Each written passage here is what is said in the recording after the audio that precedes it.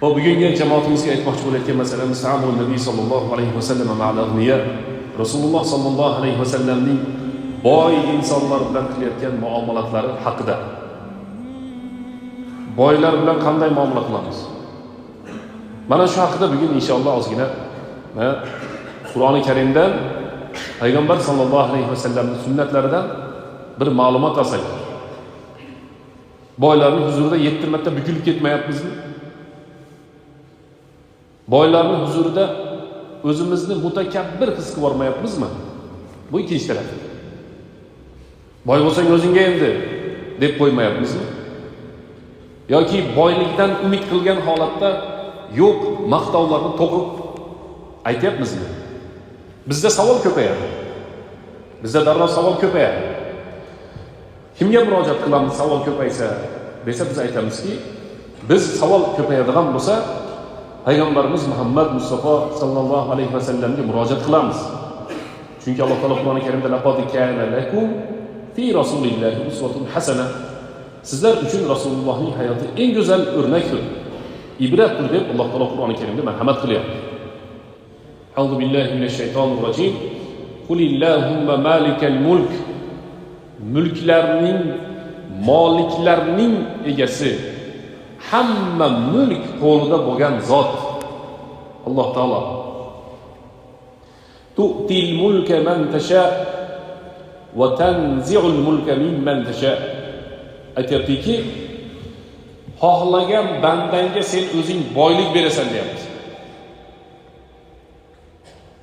Xohlagan bandangdan boylikni sug'urib olasan deyapti. Boylarimiz shundan ehtiyot bo'lsin. Kechqurun boy, bugun ertalab kambag'al bo'lib tong ottirishligi hech gap emas. Dunyodagi hamma tanishi bor odam, hamma boyligi bor odam, hamma imkoniyati bor odam. Kecha podshoh, bugun podshoh emas bo'lib tong ottiradi. Agar Alloh xohlasa. Kecha boyligi bor, bugun boyligi yo'q bo'lib tong ottiradi. Kecha tanishlari bor, bugun tanishlari bunyonidan qochib ketadigan bo'lib tong ottirishligi mumkin. Chunki Alloh taolo aytayaptiki, va tanzi'u deyapti. Tanzi'u degani terisi, ilonni terisi 1 yildan keyinmidi, 2 yildan keyinmidi terisini almashtirmoqchi bo'lsa, ilon po'stlari. Shu to'liq boshidan oxirigacha po'stlarning ichidan ilon chiqib ketadi. Shuni naz'un intiza'un deydi. Sug'urib olishlik degan. Po'stlar turganga o'xshaydi bir joyda. Ko'rgansizlar. Toladamida bir joyda tursa, bir qarasangiz ilonga o'xshaydi-da u. Lekin ilon po'stlari. Alloh taolo shuni aytadi. Intiza' degani bir narsadan bir narsani sug'urib olishlik. Boylikni ichidan sug'urib olishlikni intiza' deydi. Va tanzi'ul mulka mimman tasha. Alloh taolo aytadiki, xohlagan bandasidan boylikni sug'urib oladi. Qanchasini ko'rdik, undan ham ko'pini eshitdik. Alloh taolo boyliklarni nima qildi? Sug'urib oldi. Olib qo'ydi. Demak, boylikni berishlikning masalasi Alloh subhanahu va taoloning qo'lida. Xohlagan bandasiga Alloh taolo boylikni beradi. Xohlagan bandasidan Alloh taolo boylikni sug'urib oladi. Tu'izzu man tasha va tudhillu man tasha. Xohlagan bandasini Alloh taolo aziz qilib ko'tarib oladi. Xohlagan bandasini Alloh taolo pastga tushirib qo'yadi. Va tarzuqu man tasha bi g'ayri hisob. Ey Robbim, sen ba'zi bir o'zing xohlagan bandalaringni hisobsiz o'zlari ham o'tirib olib pullarni qanchaligini bilmaydigan darajada, boyligi qanchaligiga aql yetmaydigan darajada pullarni berib qo'yasan deb Alloh taolo oyat karimda tushiryapti. Demak, biz shundan tushunaylikki, hurmatli jamoat, boylik masalasini Alloh subhanahu va taolo o'zi taqdirotiga kimga berishligini Alloh taolo o'zi taqdirda hal qildi. Kimgadir beradi, kimgadir bermaydi. Hadisda aytiladiki, Payg'ambarimiz sollallohu alayhi vasallam aytdilar, insonlarning ichida ba'zilar borki, la yuslihuhu illa al-ghina.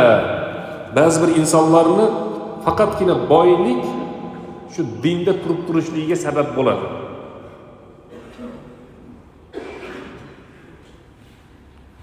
Ba'zi bir insonlarni kambag'allik, faqirlik dinda bo'lib turishligiga sabab bo'ladi degan Payg'ambarimiz sollallohu alayhi vasallam hadislari bor. Bitta odamning puli bor. Boyligi bor. Ana shu boyligi bilan dinga chiroyli xizmat qilib, hoji aka bo'lib, bir narsalar bo'lib yuradi. Boyligi olinib qolsa dindan chiqib ketay deydi. Namoz ham o'qimay qo'yishligi mumkin, ibodat qilmay qo'yishligi mumkin. Boyligi borligi uchun xizmat qilib yuraveradi. Ba'zi bir odamlar borki, kambag'alligi uchun ibodatda mahkam turishadi va bundaylar ko'p. Kambag'al bo'lganligi uchun namozlari o'rnida, rukulari o'rnida, sajdalar, tilovat, duo hammasi joyida. Ammo Alloh taolo ozgina pul berib qo'ysa, bosar tusarini bilmaydi, tanish bilishlarni yangilab qo'yadi, hamma narsasini yangilab qo'yadi, iymonini yangilamaydi-da. Boshqa hamma narsasini yangilashni boshlaydi. Demak, bu odamni kambag'al bo'lib turgani o'ziga ham yaxshi edi, kelajagiga ham yaxshi edi, narigi dunyosiga ham yaxshi edi. Boyib ketdi, aynib ketdi. Ana shuni payg'ambarimiz sollallohu alayhi vasallam aytadilar.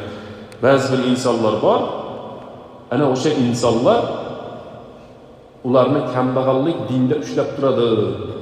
Ozgina boyib ketganlardan keyin vaqtim bo'lmayapti deydi. Hech narsaga vaqt bo'lmay ketadi. Demak, bu mavzuni o'zi haqida gapirsak so'zimiz juda ham ko'payib ketar ekan. Alloh subhanahu va taolo xohlagan insonga boylik beradi, xohlaganiga boyligini olib qo'yadi. Ikkalasini ham Alloh taolo sinaydi. Men mana shu so'zdan keyin jamoatimizga aytamanki, saodat degani, jannat degani boylik degani emas.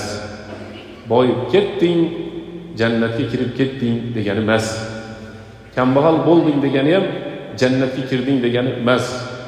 Boyib ketding degani do'zaxga tushding degani emas. Kambag'al bo'lding degani ham do'zaxga tushding degani emas. Unda qanday bo'ladi? Boy bo'ladimi? Faqir miskin kambag'al bo'ladimi? O'rta hol bo'ladimi? 5 vaqt namozni o'qisin, farz. Roza tutadi, zakot beradi, hajga boradi, imkon bo'lsa, mana shularni bajarsa keyin musulmon bo'lib turaveradi. Ammo biz odamlarimiz shunday deymiz ko'pchilikda. Bu boylarni sellash kerak o'zi. Boy o'zingni bos deyish kerak. Qo'lingga ozgina pul tushib qolib, sal gaplaring o'zgarib qolganmi deyish kerak ancha-munchasiga. Sizlar hurmat qiladigan boylarimiz ham bor. Dinga xizmat qilayotgan, pullarini ehson qilayotgan boylarimiz ham bor. Lekin ancha-muncha boylarga aytardim men, ko'plariga sen kecha hech kim emasding, ertaga ham hech kim emas bo'lib qolishliging mumkin. Ehtiyot bo'l. Ehtiyot bo'l. Seniki emas, Alloh taolo berdi, sinayapti seni. Yaxshilikni ishlatsang Xudo ikkala dunyoyini obod qilib yuboradi. Yomonlikni ishlatsang kambag'allar jannatga kirib nihoyasiga yetgandan so'ng ham hisob kitobing tugamaydi. Hadisda shunday keladi. Boylar og'zini ochib qiyomat kunida men qishloq tilida gapiryapman. Og'zini ochib turar ekan qiyomat kunida. Nimaga biz kirmaymiz desa, seni hali hisob kitobing o'sha uzoq hali hisob kitobing. Kambag'allarning hammasi kirib bitsin, so'ngra seni hisob kitobing bo'ladi deb dunyoda teskari o'chiribga borsangiz, teskari o'chirib. Qanishi bor, narsasi bor. O'chirib birinchi avvallar yo'q. Bu yerda ham o'chirib bor ekan nariyada. Boylar orqali qolib ketadi. Ancha-munchalar. Alloh subhanahu va taolo tavfiq bersin. Hammalarga Alloh taolo boylik bersin, pul bersin. Boyib ketinglar. Anas ibn Malik roziyallohu anhu ga o'xshab boyib ketinglar. Usmon ibn Affon roziyallohu anhu ga o'xshab boyinglar. Abdurrahmon ibn Avf roziyallohu anhu, Abu Bakr Siddiqday boyib ketinglar. Qorunga o'xshab boyimanglar. Firavunga o'xshab boyimanglar. Ubay ibn Xalafga o'xshab boyimanglar. Makkaning mushriklariga o'xshab boyimanglar. Boyishlikni harakatiga tusharing. Ammo sahobalarday boyish kerak bo'ladi.